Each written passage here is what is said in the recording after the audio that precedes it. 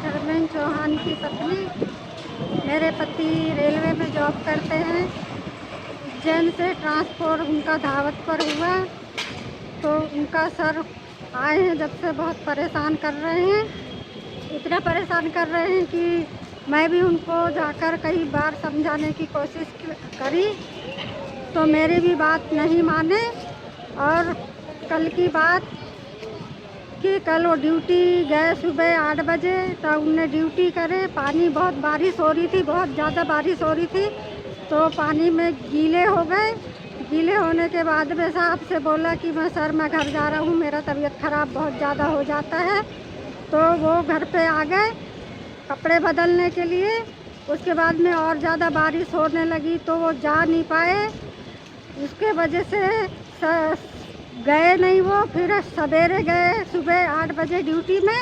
तो ड्यूटी में जाने के बाद में सर ने उनको सस्पेंड, ये क्या कहते हैं कि ड्यूटी में मत आ करके बोल दिया।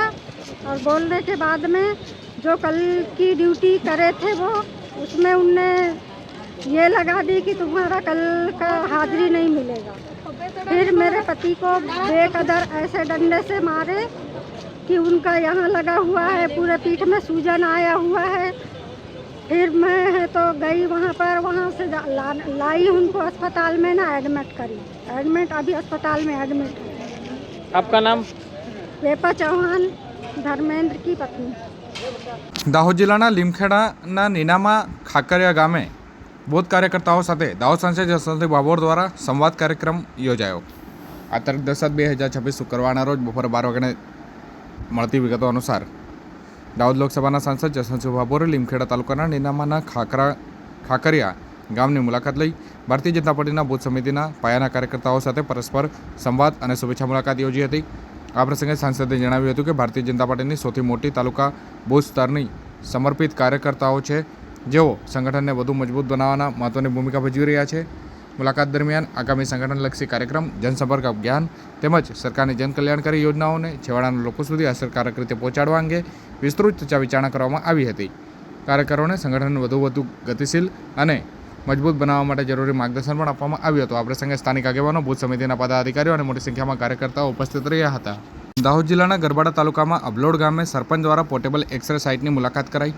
આ તારીખ 10/7/2026 શુક્રવારના રોજ બપોરે 2 કલાક સુધીમાં મળતી વિગતો અનુસાર દાહોદ જિલ્લાના ગરબાડા તાલુકાના અબલોડ ગામ ખાતે પોર્ટેબલ એક્સરે સાઇટની મુલાકાત દરમિયાન ગામના સરપંચ દ્વારા સ્થળની ચાલી રહેલી ટીબી સ્કેનિંગ કામગીરીનું નિરીક્ષણ કરાયું હતું। આ પ્રસંગે સરપંચે ટીબી મુક્ત ભારતના અભિયાનને સમર્થન આપતા પોતાનું પણ પોર્ટેબલ એક્સરે દ્વારા ટીબી સ્કેનિંગ કરવામાં આવ્યું હતું।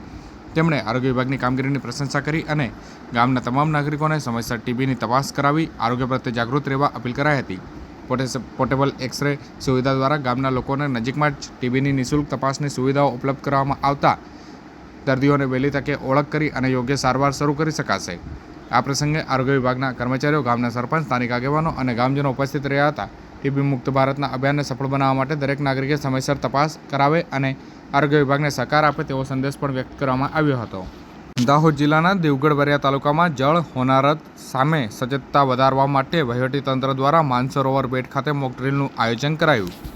આ તારીખ 10/7/2026 શુક્રવારના રોજ બપોરે 1:30 સુધીમાં મળતી વિગતો અનુસાર દેવગઢ બારિયા વહીવટીતંત્ર દ્વારા માનસરોવર બેટ ખાતે આપત્તિ વ્યવસ્થાપન અંગે મોકડ્રીલનું આયોજન કરાયું હતું। મોકડ્રીલ દરમિયાન પાણીમાં ફસાયેલા વ્યક્તિઓને સુરક્ષિત રીતે બહાર કાઢવાની બચાવ કામગીરીને જીવંત પ્રદર્શન કરવામાં આવ્યું હતું। ફાયર વિભાગ અને બચાવ ટીમના જવાનોએ લાઈફ જેકેટ, લાઈફ બોય અને સહિતના સુરક્ષા સાધનોની મદદથી રેસ્ક્યુ ઓપરેશન હાથ ધરવામાં આવ્યું હતું। પાણીમાંથી બહાર કાઢવામાં આવેલા વ્યક્તિને તાત્કાલિક પ્રાથમિક સારવાર આપવાની પ્રક્રિયાનું પણ નિદર્શન કરવામાં આવ્યું હતું। આ મોકડ્રીલનો હેતુ ભારે વરસાદ અને જળસંકટ જેવી પરિસ્થિતિમાં તંત્રની સજાગતા ચકાસવાનો તેમજ બચાવ કામગીરીને વધુ અસરકારક બનાવવાનો રહ્યો હતો। વહીવટીતંત્રએ નાગરિકોને વરસાદી મોસમ દરમિયાન નદી, તળાવ અને પાણી ભરાયેલા વિસ્તારોમાં સાવચેતી રાખવાની અપીલ પણ કરવામાં આવી છે। ગુજરાત સરકારના રાજ્ય કક્ષાના મંત્રી રમેશ કટારાના અધ્યક્ષસ્થાને ફતેપુરા તાલુકા પંચાયત ખાતે બેઠક યોજાઈ।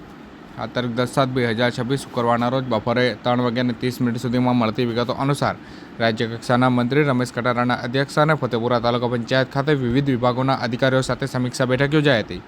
મંત્રી રમેશ કટારાએ તાલુકા પંચાયતની રૂબરૂ મુલાકાત લઈ વિવિધ શાખાઓના અધિકારીઓ પાસેથી વિવિધ વિકાસલક્ષી કાર્યો અને સરકારની વિવિધ યોજનાઓની અમલવારી અંગે વિગતવાર માહિતી મેળવી હતી.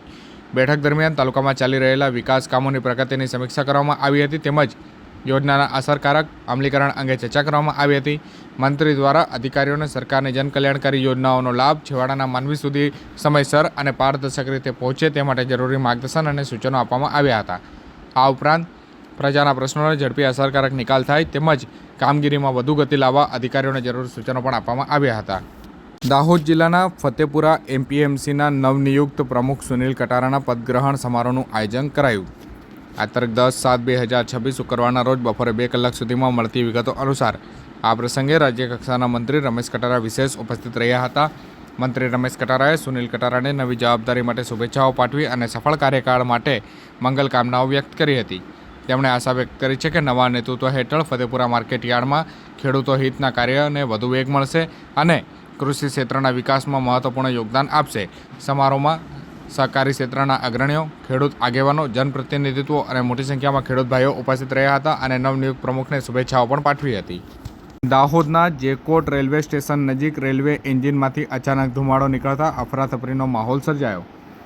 આ તારીખ 10/7/2026 શુક્રવારના રોજ સાંજે 4 કલાક સુધીમાં મળતી વિગતો અનુસાર દાહોદના જેકોટ રેલવે સ્ટેશન નજીકથી પસાર થતી એક ટ્રેનમાં એન્જિનમાંથી અચાનક ભારે ધુમાડો નીકળતા અફરાતફરીનો માહોલ સર્જાયો હતો. ઘટનાની જાણ થતાં જ દાહોદ નગરપાલિકાની ફાયર વિભાગની ટીમ તાત્કાલિક ઘટના સ્થળે પહોંચી અને બચાવ કામગીરી હાથ ધરવામાં આવી હતી. ફાયર વિભાગના જવાનોએ ઝડપી કામગીરી કરી અને એન્જિનમાંથી નીકળતા ધુમાડા અને આગ પર ટૂંક જ સમયમાં સંપૂર્ણ કાબૂ મેળવી લીધો હતો. ફાયરની સમયસર કામગીરીને કારણે આગ અન્ય ડબ્બાઓ સુધી ફેલાતા અટકી હતી, જેના કારણે મોટી દુર્ઘટના ટળી હતી. આ ઘટનામાં કોઈ જાનહાનિ કે મોટું આર્થિક નુકસાન થયું નથી. પ્રાથમિક તપાસમાં એન્જિનમાં શોર્ટ સર્કિટ થવાના કારણે ધુમાડો નીકળ્યો હોવાનું આશા વ્યક્ત કરવામાં આવી રહી છે. ત્યારે રેલવે તંત્ર દ્વારા સમગ્ર ઘટનાની તપાસ હાથ ધરવામાં આવી રહી છે અને જરૂરી તકેદારીના પગલાં પણ લેવામાં આવી રહ્યા છે.